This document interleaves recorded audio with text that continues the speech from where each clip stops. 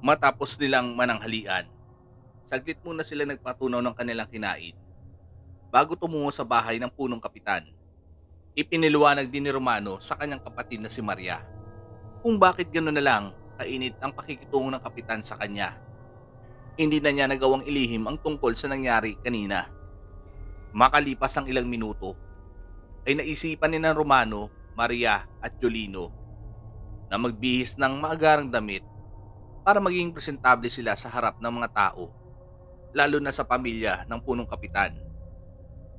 Naisipan rin itago ni Romano ang mga mahiwagang itlog sa ilalim ng kanyang kama.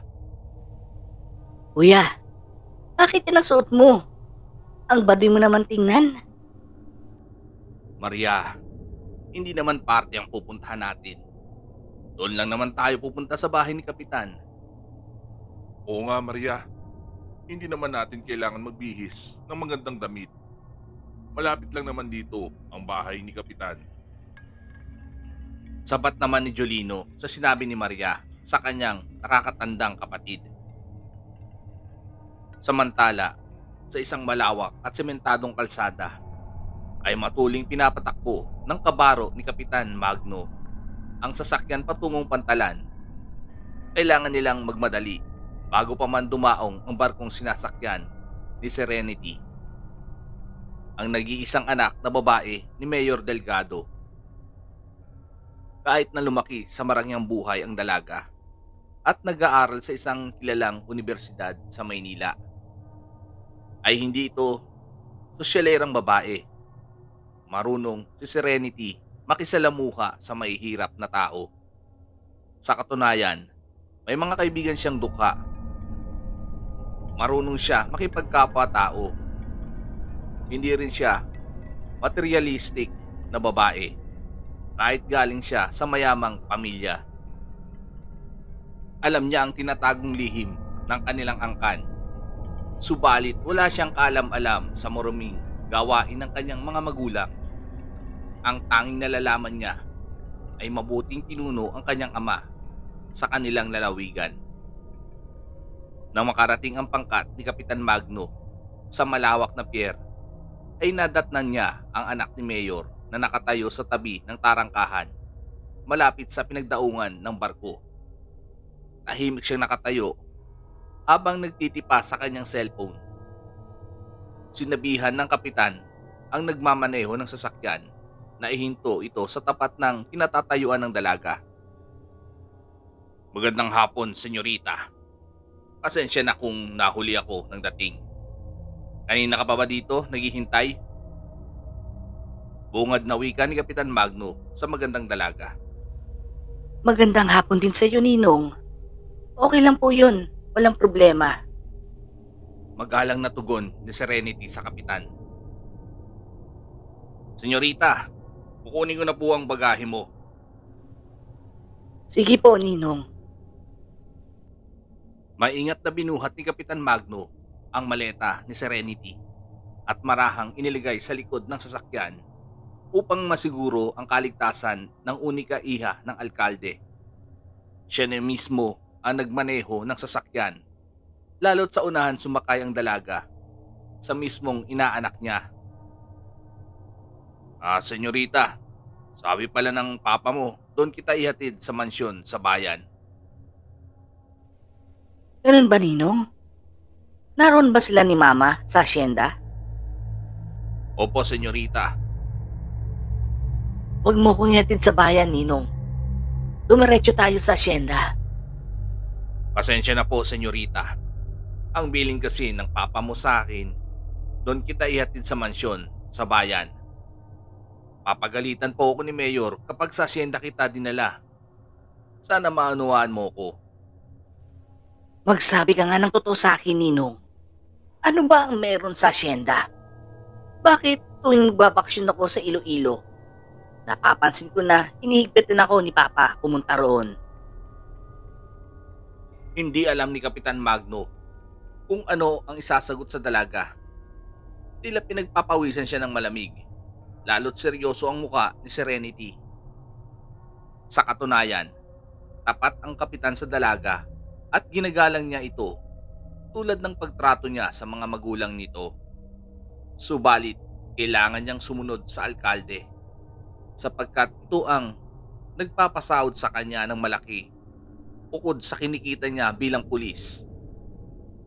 Huminga muna ng malalim si Kapitan Magno bago sagutin ang tanong ng dalaga. Senyorita, may mga bisita kasi ang papa mo sa asyenda. Alam mo naman na marami siyang proyekto na ginagawa. Talaga po? Sa tono ng pananalita mo, halatang nagsisinungaling ka, Ninong. Siguro, abala si Papa sa mga alaga niyang manok. Tama ba ako, Ninong? Prangkang sagot ni Serenity sa kapitan. Napakamot na lang ng ulo si Kapitan Magno at tumungo na lang sa sinabi ng dalaga. Matalino si Serenity kaya hindi niya ito maiisahan. Alam niyang magiging delikado ang kanyang buhay. Oras na ihatid niya ang dalaga sa asyenda kung saan naroroon ang bahay katayan ni Mayor. Kaya sumang-ayon na lang siya sa sinabi ni Serenity na abala ang kanyang ama sa mga panabong na manok. Kung ayaw mo kong ihatid sa asyenda, dumaan muna tayo sa plaza. Nagugutom ako at gusto kong kumain sa karinderya ni Aling Gracia. Pakiusap ni Serenity sa kapitan. Senyorita, nagpahanda na po ng pagkain ng papa mo. Bakit kailangan mo pang kumain sa karinderya? Nais kong makita si Aling Gracia. Matagal kami hindi nagkita, kaya bala ko siyang bisitahin bago umuwi sa mansyon. Alam mo naman na siya ang dating kusinera sa bahay nung bata pa ako. Namimiss ko ang mga luto niya. Masusunod po, senyorita. Walang nagawa ang kapitan, kundi ilihis ang daan. Ang iniiwasan lang niya ang dalhin ang dalaga sa malawak na asyenda na binabalot ng malansang dugo. Kinuha ni Serenity ang kanyang cellphone at tinawagan ang kanyang mga kaibigan sa Maynila. Sa isang malamlam, malamig at malawak na silid na puno ng mga katawan ng tao na nakasabit sa kadena na may palawit, ay doon dinala ng mga tauhan ng alkalde ang mga kriminal. Lahat ng mga nakasabit na bangkay ay nagyeyelo o nakaprosen. Para silang mga kinatay na baboy na isinabit sa malalaking palawit na katulad sa bingwit. Isa sa mga maruming negosyo ni Mayor Delgado ang pangangalakal ng mga karne ng tao sa mamamayang pamilya na nagmula sa madilim na mundo.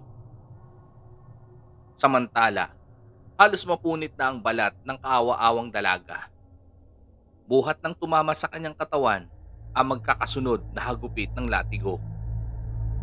Sa tindi ng pinsala na kanyang natamo, tila sumisilip na ang mga ilang buto sa lalim ng mga sugat. Naliligo na ang dalagita sa sariling dugo na lalong nagbigay ng kasiyahan sa alkalde. Tinawag ni Mayor ang kanyang mayordoma na si Helen. Inutusan niya ito na dalhin sa kusina ang pinaglaruan niyang dalaga para ipakatay sa kanilang matadero. Tinanggal ng matandang mayordoma ang mga kadenang nakapulupot sa kamay at leeg ng dalagita at mabilis na binuhat patungong kusina. Tapos ka na ba maglaro, mahal? Oo, tapos na, mahal. Naaaliw talaga ako paglaruan ang mga babae nagtatalaga pa lang. Lalo na ang mga birhen. Tama na ang mga kabaliwan mo, mahal. Paligo ka na at magbihis ng damit. Kailangan natin makabalik sa bayan bago lumubog ang araw. Alam mo namang dumating ang pinakamamahal nating anak. Tumangulang ang alkalde sa sinabi ng kanyang asawa at marahang naglakad patungo sa kanyang kwarto para maligo. Sapagkat naroon ang kanilang eleganteng banyo. Nang makaalis si Mayor Delgado ay tumungo naman ang kanyang asawa sa kusina. Helen, sabihan mo ang kusinero na ayusin ang pagkakahiwa sa atay at puso ng babae. Ayaw ko rin madurog ang sariwang utak dahil iyan ang ihanda ko sa aking unika iha.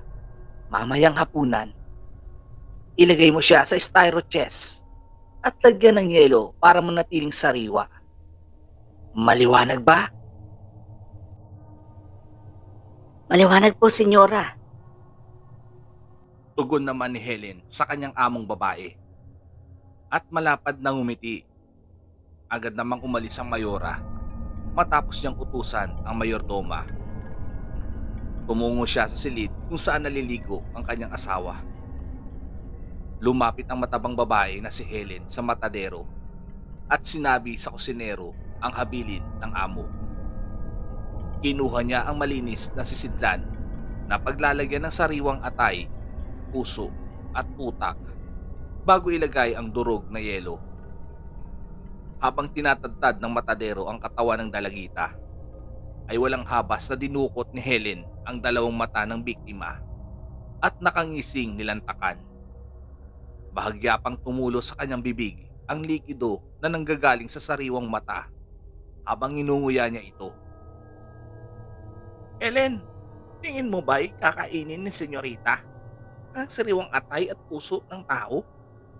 Alam kaya ni Serenity na lamang loob ng tao ang ihahain sa kanya ni senyora? Usisang tanong ng kusinero sa mayordoma habang abala sa pagkakatay ang matadero. Bakit mo tinatanong? Pwede ba? Ang trabaho mo na lang ang atupagin mo. Kapag narinig ka ni senyora, paniguradong ikaw ang susunod na ilalagay sa sangkalan. Gawin mo na lang ang pinapagawa ko. Pasensya na po, Ma'am Helen. Hindi na po mauulit. Paghingi naman ng tawad ng tagaluto. Sa loob ng barong-barong ay nagmamadali na sinisintas si Romano ang kanyang puting sapatos. Kahit na medyo makaluma na ang kanyang pormahan. Nadala naman ito ng kanyang maamong mukha. Naglagay din siya ng gel sa buhok para mapansin siya ng mga babae. Gayon din si Jolino na matagal nang naghahangad na magkaroon ng nobya. Ganda mo talaga, Insan. Bagay na bagay sa iyo ang suot mong mahabang bestida. Ani ni Jolino, pinupuri niya si Maria dahil lalong lumitaw ang kagandahan nito sa pulang kasuotan. Ikaw talaga, Insan. Pinubola mo pa ako. Hindi kita binubola, Insan. Maganda ka talagang babae. Huwag mo nang purihin ang kapatid ko, Insan. Baka lumaki ang ulo niyan. Pabirong sabat ni Romano, dahilan upang makatikim siya ng matinding kurot sa dalagang kapatid. Matapos nilang ayusin ang kanilang mga sarili, ay magkakasama silang umalis ng bahay. Sinigurado din ni Romano na nakakandadong lahat ng bintana, lalo ng pintuan sa kusina. Natatakot kasi siya na biglang may magnakaw sa mga mahiwagang itlog. Nang makalabas sila sa makipot na eskinita, kung saan tinatahak nila ang malapad na kalsada, ay maraming tao ang nakatingin. Pinagmamasdan si Romano habang tinumbok nila ang daan patungo sa bahay ng punong kapitan. Ay nakasalubong nila ang mismong kapitan kasama ang ilang barangay konsehal. Mabutit nakasalubong ko kayo. Balak ko na sana kayong puntahan para sa mahalagang bagay. Meron kasing tumawag sa akin galing sa opisina ni Mayor. Nakita kasi nila ang kabayanihan mong ginawa, Romano. Isang media ang nagpadala ng video mo sa opisina ni Mayor sa City Hall. Mukhang bibigyan kayata ng parangal, Romano. Paliwanag ng punong kapitan. O, malapit lang po ba dito ang City Hall, Kapitan? Tanong naman ni Romano. Oo, malapit lang, Romano. Nasa tapat lang ng plaza. Tugon muli ni Kapitan sa bayaning binata. Ano kaya ang kahinatnan sa pagpunta ni na Romano sa Office of the Mayor? Magtatagpo kaya ang kanilang landas ni Serenity? Ano ang magiging papel ng dalaga sa magiting na binata? Abangan sa susunod na kabanata.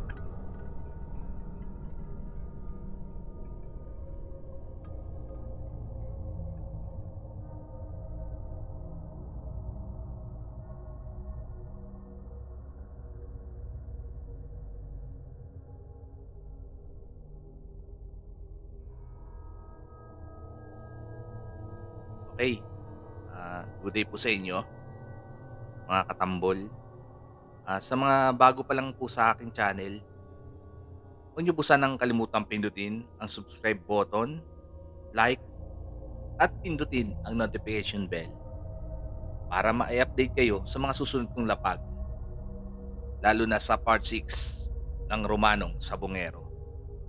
Shoutout portion po, nahin ko na po yung mga nag-comment sa Facebook ko, ni Drummer Tales. 8 lang po ito eh. Ayos lang. At least napansin tayo. Unahin ko na po ang tropa kong ang tokayo ni Jolino, si Jolens Castillo, Rhea Cañelas, si Sir Bong ng Ang Kaballero. Suportahan po natin kanyang channel sa YouTube. Maraming salamat po, Sir Bong. Shoutout po sa inyo. Si paring Eduardo Mayormita at si Madam Aya Stories. Suportahan din po natin ang kanyang channel na Aya Stories YouTube. Horror channel din po siya. At sa aking may bahay, pinakamamahal kong may bahay na si Annalyn Rivera, Dalagang Magayon, at sa si Sir Ang Bantay. Horror channel din po siya. Suportahan po natin. Shoutout po sa inyo.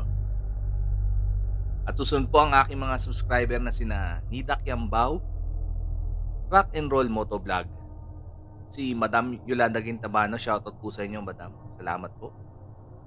Si Sir Vic ng Ang Pahina. Shoutout po sa inyo, boss. Suportahan din po natin ang kanyang channel, Ang Pahina. At ang channel ni Sir Mel Peroy, Ang Palatandaan. Suportahan din po natin siya. At shoutout kay Peter Jan Aponesto, kay Madam Condesa. Shoutout po sa inyo, Madam. Suportahan din po natin ang kanyang channel, YouTube channel na Lakbay Diwa. Horror din po yan, horror channel. At kay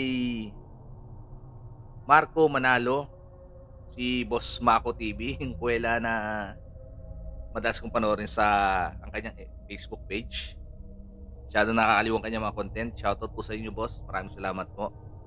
At kay Mara Cortez, Alona Argoncino, kay Sir Nard ng Fire Eye Tagalog. Suportahan din po natin ang kanyang channel. Shoutout po sa inyo, boss. At kay Madam Antingera, suportahan din po natin ang kanyang channel. Shoutout po sa inyo. At ay ang Hukom, YouTube channel din po to, horror. Maraming salamat po sa inyo, sir.